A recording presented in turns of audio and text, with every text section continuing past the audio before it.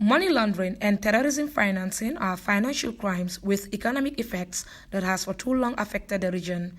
According to officials, the Samoa project will strengthen anti-money laundering capacity in West Africa. The permanent secretary at the Ministry of Finance and Economic Affairs, Mort A.K. Seka, highlighted the importance of the training while echoing on the steps taken by the Gambia government on money laundering and terrorism financing. The Gambia has taken giant steps to put in place legal, institutional and other measures to fight money laundering and terrorism financing in the country. This is evident in the enactment of the Anti-Money Laundering Act in 2002. This was followed by the enactment of the Money Laundering Act 2003.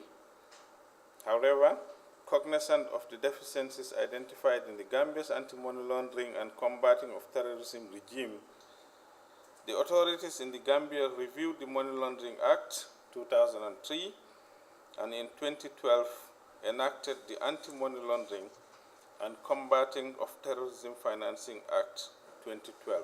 Mr. Seka said financial institutions are increasingly becoming vulnerable in commissioning of transactional crimes, stressing that more needs to be done to provide guidance. According to organizers, corruption, drug trafficking, market manipulation, fraud and tax evasion are key components that undermines free enterprise by crowding out the private sector and threatens the financial stability of countries and the international free flow of capital. The director of FIU, GIABA, urged stakeholders to put in place appropriate policies and procedures to adopt best practices. We are all aware of the detrimental impact of money laundering and terrorism financing in our national economy.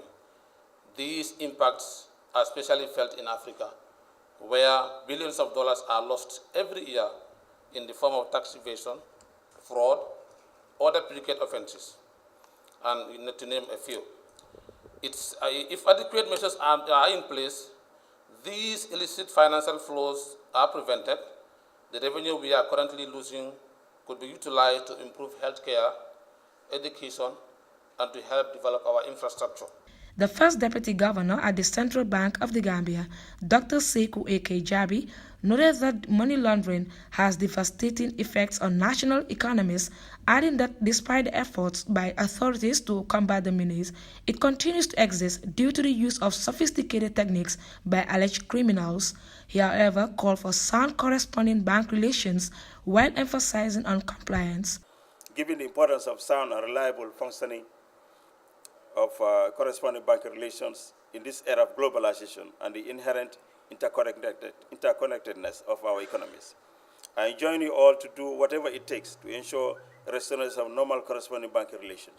One way of doing this is to upgrade and harmonize our AML-CFT standards in line with the international best practices and standards. There is no shortcut to it.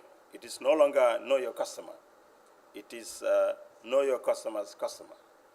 So know your customer alone is not enough.